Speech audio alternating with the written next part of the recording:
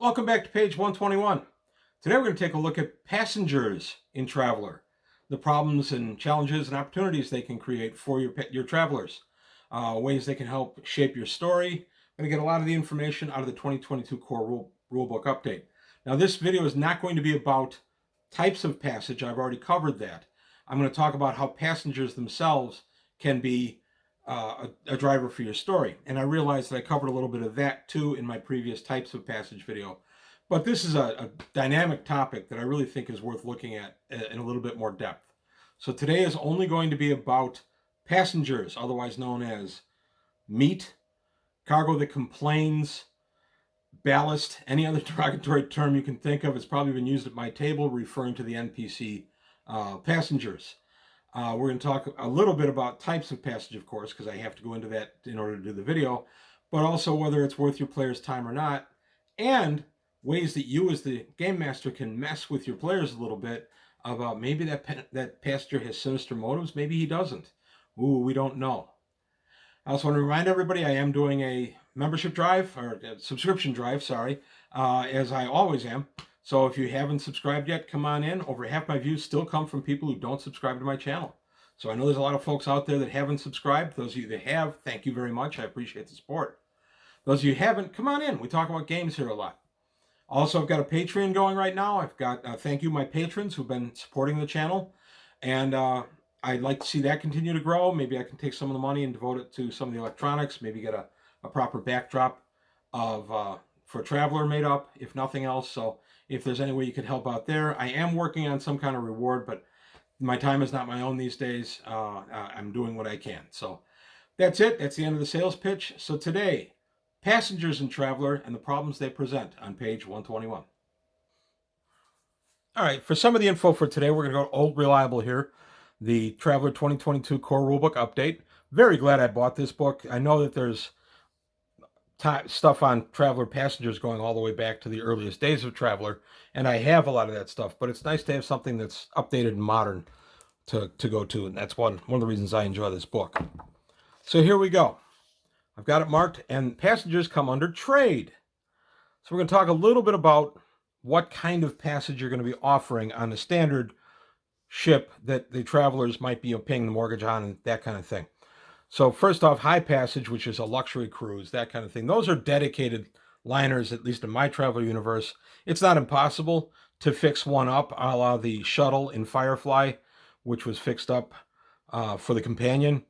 But generally, that's not going to be the rule, and that's not going to be a high passage kind of situation for most travelers. And in my game, it definitely is not. So really, I won't be talking about high passengers here. I'll be talking about middle passage. You know, the standard passage. This is just kind of a situation where you need to go, but no frills asked. It's, not having taking Amtrak, but, staying in your seat the whole time for the day and a half trip wherever you're headed, rather than having a sleeper car, that kind of thing. Although maybe that's a bad analogy because at middle passage, of course, you have a sleeping area. You have your own little cabin, things like that. And you do have to have here somebody with at least one level of steward for every 100 passengers. So middle passage, you're not getting the highest end here. Stewardess had like some peanuts. They're over there. Might be more the treatment you're going to be getting rather than, every attended moment. So that would be the middle passage. Then you have basic package, which is basically people that don't want to go into a low berth. So they're in the most basic package there is. Multiple occupants per the room. Not a lot of recreational facilities, if any. And then, of course, low passage. Low passages, cryogenically frozen humans or aliens, depending on the situation. And you're just taking them, they're corpuscles. I think Frederick Pohl is the one who famously quoted that expression instead of popsicle, corpsicle. So you're taking some corpuscles from point A to point B. If you're going to be reviving them, you better have somebody on hand who is at least Medic 1. Also, you better have someone on hand, if it's an Aslan or Vargir, somebody who has Medic 1 in their biology. Otherwise, you're going to have potentially a dead corpuscle on your hands. So those are the types you can get. But the book goes further into those seeking passage. And I kind of like that or you seeking the passengers out. So there's a mutual need here. There are passengers that want to leave the area for whatever reason. And then you as the one running the ship, one to take passengers on in order to make money. So in a Far Trader, which is what my group will be in, if they decide to take passengers, there are 10 staterooms. Presumably 4 or 5 of those will be occupied by crew. So they'll be able to take on enough to fill the other staterooms, and there's also 6 low berths.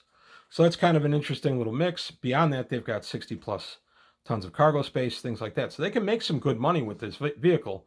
If you've been following my channel for a while, you'll know that I set them up in this nice little vehicle, and then just amazingly, I didn't see it, there are going to be pirates. So we'll see how that goes. I don't know how long the pirate thing's going to last, but it's something they're excited to try.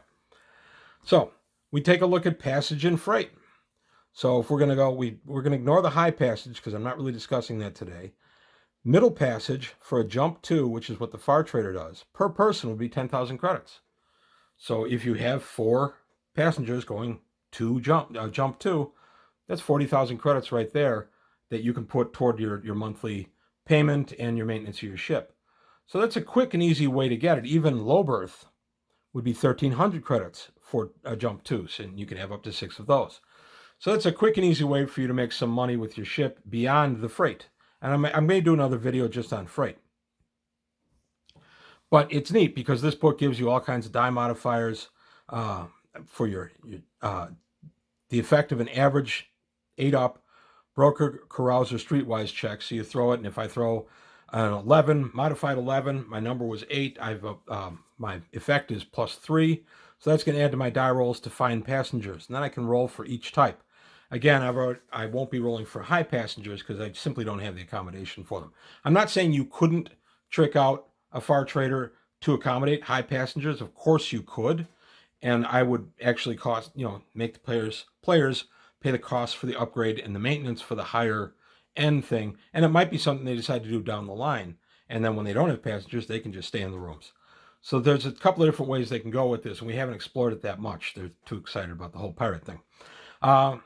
So now we take a look at the chart, and you get a bunch of modifiers here, and then we get the passenger traffic and how much, based on your die roll, all the modifiers are thrown in. If I threw a 15, then I have an opportunity to get 5 die 6 passengers.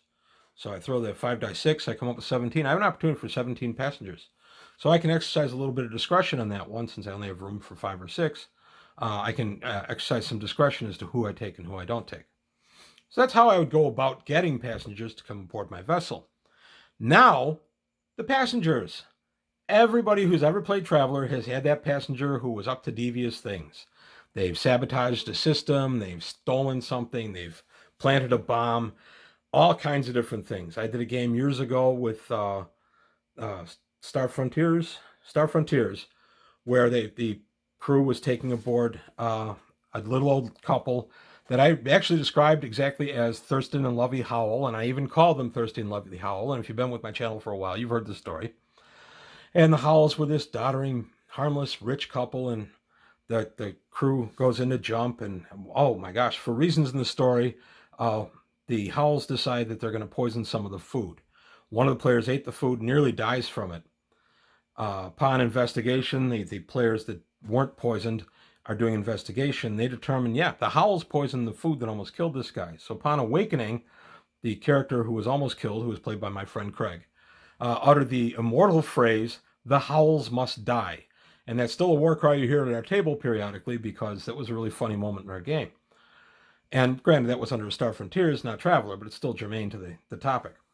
So they went and they confronted the Howells, and they were the doddering old Howells, and the players were surprised when Lovey Howell, played by Natalie Schaefer, did a circle kick to one of them upside the head. One of my favorite moments in the game was the look on their faces when I had her do a circle kick, and they got into a melee with Thurston and Lovey Howell. A really enjoyable moment in our role-playing. Still comes up at our table, although Craig and I are the only ones that's still with our group that were in that game. Craig will bring it up periodically and utter the war cry, "The Howells must die." So there you go. That's a good example of something passengers can do to mess with your players. The other, of course, is, there's 4 guys here, and they've smuggled weapons aboard, and it's really just to hijack the vessel. They're going to swipe the vessel from you, and then they're going to take off, and so you've got to thwart that. That's a old Traveler story, and it's a good one. I like it. And then, of course, you have the other way that I like to mess with my players, where you put a player out there who seems sinister, who seems as if he has a hidden agenda, and he doesn't. He's just kind of weird. But you can mess with your players through the entire time in Jump by having this guy turn up in little places he shouldn't be, or just seem surprised when you walk into his cabin for whatever reason, or he's in the common area and he jumps when you walk in. So they're thinking, okay, this guy's up to something. He's planting a bomb or something. And no, he's just weird. That's a great way to mess with your players, especially while you're trapped in Jump space, because they're stuck with this guy and they really can't do anything about him because he's just weird. He's not doing anything that would warrant any kind of reprisal from them. So you can really mess with them on a big scale with this. So I recommend that one highly. Of course, having other agendas. One of the players is a fugitive, or one of the NPCs, rather, a passenger, is a fugitive from justice or maybe a psionic. And for whatever reason, it comes out that they're psionic. And now you've got to decide, are we going to keep these passengers? Are we going to dump them off first chance we get somewhere? Firefly, again, to use an example, uses a lot of that. Some of the passengers on Firefly were definitely on the run from the law. Most of them had something to hide. So there's a good example. So if you want a good go-to on how to deal with illicit affairs and then some passenger issues, Firefly, the series, and then the follow-up movie, Serenity, are great subject material. So Babylon 5 also has quite a bit with smuggling and illicit passengers, things like that. So there's just some tips on how you can mess with your players with passengers, having the passengers have an agenda or maybe not have an agenda. In the fourth Alien movie, the people that are in cryogenic sleep, the corpuscles, are not taken to their destination. They think they're going to a mining colony, and it turns out, no, they've been diverted by the crew of the Betty and fed over to this medical group that's going to use them for experimentation with the xenomorphs. So I never had a lot of sympathy for the crew of the Betty because that's a pretty evil act. Somebody trusts you, they go to sleep, and they wake up with a xenomorph in their chest. I don't have a lot of sympathy for the crew of the Betty throughout that film. But again, another nice Traveler flavor. I know a lot of people don't like that film. I actually do for the Traveler flavor more than it as an actual film. So enough on my little soapbox and what I like and don't like. Just some tips on how you can deal with passengers, some examples out of different movies and TV shows, and ways you can mess with your players without having the passengers be anything other than exactly what they appear to be. So that's it for today for page 121. Thanks for watching. I appreciate your time. If you have any comments, please leave them below. If you haven't subscribed, please do. Tell some friends. And I'll see you next time on page 121.